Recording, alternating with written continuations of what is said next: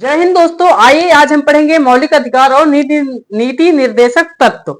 ये व्यक्तियों को दिया जाता है और राज्यों को दिया जाता है। आप सोचेंगे क्या व्यक्तियों को दिया जाता है, क्या नागरिकों को दिया जाता है और क्या राज्य को दिया जाता है। तो इसी के बारे में आइए हम इसमें दोनों में डिफरेंट देखेंगे।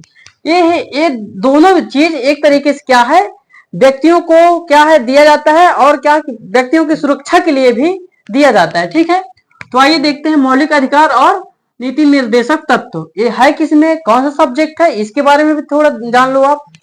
ये है संविधान। संविधान पढ़ रहे हैं हम। संविधान में 22 भाग हैं, 395 अनुच्छेद हैं। मूल संविधान की बात कर रहा हूं। 8 अनुसूची थी, लेकिन अब ये बढ़ा बढ़ा के 12 अनुसूची कर दी गई हैं। 395 अनुच्छेद थे जो हमारे मूल संविधान में, तो उसको 450 से प्लस कर दिए, जोड़ जोड़ के ABCD जोड़ जोड़ के बहुत सारे कर दिए हैं। और जो 22 भाग थे आज कितने हो गए हैं, 25 भाग हो गए हैं। ये आप बेसिक जानकारी रखिए।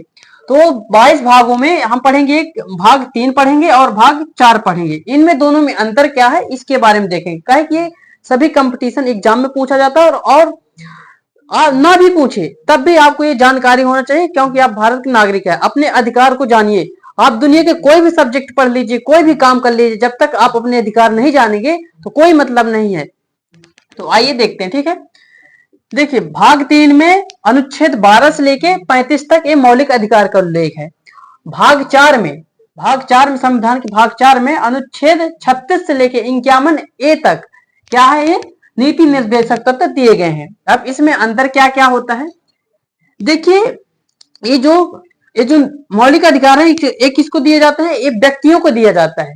ये पर्सनल मतलब कि व्यक्तिगत होते हैं। ये मौलिक अधिकार हमारे व्यक्तिगत होते हैं। जैसे मेरे को मौलिक अधिकार है, बोलने का अधिकार है, अपने धर्म को मानने का अधिकार है, धर्म को प्रचार करने का अधिकार है, हमें व्यापार करने का अधिकार है, समानता का अधिकार, ये सब हमें व्यक्तिगत दिया जाता है। लेकिन जो राज्य जो नीति निर्देशक तत्व है, जैसे नीति यानी क्या होता है, यानी पॉलिसी यानी कि नियम। जब कोई राज्य नीति लागू करता है, जैसे लाडली बहना योजना तो सभी महिलाओं को दिया जा रहा है ना, वो क्या है सामूहिक रूप पे दिया जाता है। नीति निर्देशक तत्व है जो ये सामूहिक रूप में दिया जाता है। ठीक है, और ये राज्य द्वारा प्रदान किए जाते हैं और ये संविधान द्वारा ही प्रदान किया जाता है। वो भी संविधान द्वारा, लेकिन इसमें राज्य मुखिया होता है। राज्य चाहे तो एक किसी दिन भी लाडली बहना योजना बंद कर सकता है। इसमें कोई नहीं दबाव दे सकता। न्यायालय नहीं कह सकता कि हाँ आप देवा ही करो, पैसा दिया देवा ही करो, ऐसे बिल्कुल नहीं। वो राज्य की इच्छा अनुसार होता है। कोई राज्य देता है, कोई राज्य नहीं देता। कोई राज्य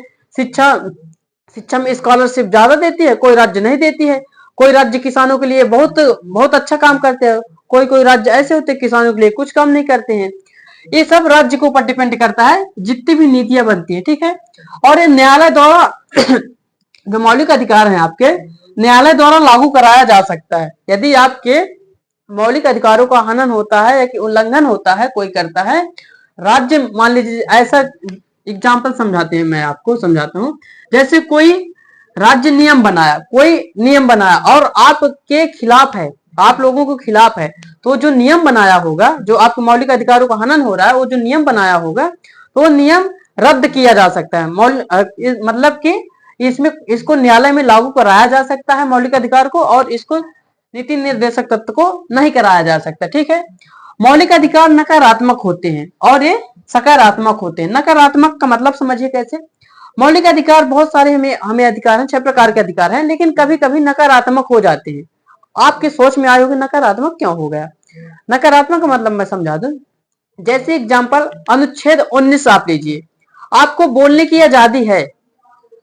आजादी है, लेकिन इतना भी ना बोल दीजिए कि किसी दूसरे का हनन हो जाए। और एक बात है, जैसे मान लीजिए आपको प्रचार प्रसार करने की, अपने धर्म की आजादी है, ये क्या है, मौलिक अधिकार है हमारे।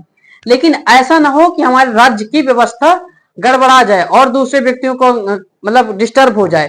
अब कहते हैं जैसे कि बोलने की तो आजादी है, संगठन बनाने की आजादी है, व्यापार करने की आजादी है, लेकिन क्या हो जाता है कभी कभी कि जैसे हम संगठन बनाते हैं तो उपद्रव मचा देते हैं। कहीं गाड़ी तोड़ी फोड़ कर देंगे, कहीं आंदोलन करने की तो आजादी है हमें, लेकिन क्या है कहीं थाना जला देते हैं, कहीं पुलिस की गाड़ी जला देते हैं, कहीं कार्यालय जला देते हैं। ये राज्य का नुकसान हो जाता है। ये इसलिए ये नकारात्मक है और ये सकारात्मक है। ये सकारात्मक क्यों है, क्योंकि ये सभी के लिए संरक्षण की एक प्रावधान करता है कि भाई सभी व्यक्तियों में बराबर ऊपर आ सके और सभी एक समान अवसर पा सके। ठीक है, अब फिर इसको क्या है, कानूनी तौर से, कानूनी रूप से महत्वपूर्ण है, बहुत महत्वपूर्ण है। यदि आपके मौलिक अधिकारों का उल्लंघन होता है तो आप अनुच्छेद 32 के तहत आप सुप्रीम कोर्ट तक जा सकते हैं। सुप्रीम कोर्ट, आप समझिए, सबसे बड़ा न्यायालय होता है, न्यायालय का मंदिर है, आप वहां तक जा सकते हैं यदि आपके साथ कोई भी छेड़खानी करता है, कुछ भी करता है। लेकिन उसकी प्रक्रिया समझने के लिए हमें कमेंट में बताएं कि हम कैसे जा सकते हैं सुप्रीम कोर्ट तक। यदि हमारे मौलिक अधिकारों का उल्लंघन होता है तो हम कैसे जा सकते हैं सुप्रीम कोर्ट तक, इसके बारे में हमको कमेंट करिए, तो हम जरूर अगली वीडियो हम बना देंगे उसी में कैसे जाया जाता है। ठीक है, ये क्या है, कानूनी रूप से बहुत महत्वपूर्ण होते हैं, और ये क्या, जो राज्य के नीति निर्देशक तत्व होते हैं, ये नैतिक आदेश होते हैं। इसको फोर्सबल करके नहीं कराया जा सकता है कि यहाँ आप बिल्कुल मानो ही, इच्छा है तो मानेंगे, इच्छा है तो ना मानेंगे, ऐसा है। अब जैसे लाडली बहना का है भाई, जिसे के जैसे लाडली बहना का मैं एग्जांपल दिया, अब किसी की इच्छा कि मैं लाडली बहना का लाभ लेना चाहती हूँ, और किसी की इच्छा नहीं कि ना लूंगी, तो नहीं लेना चाहता है।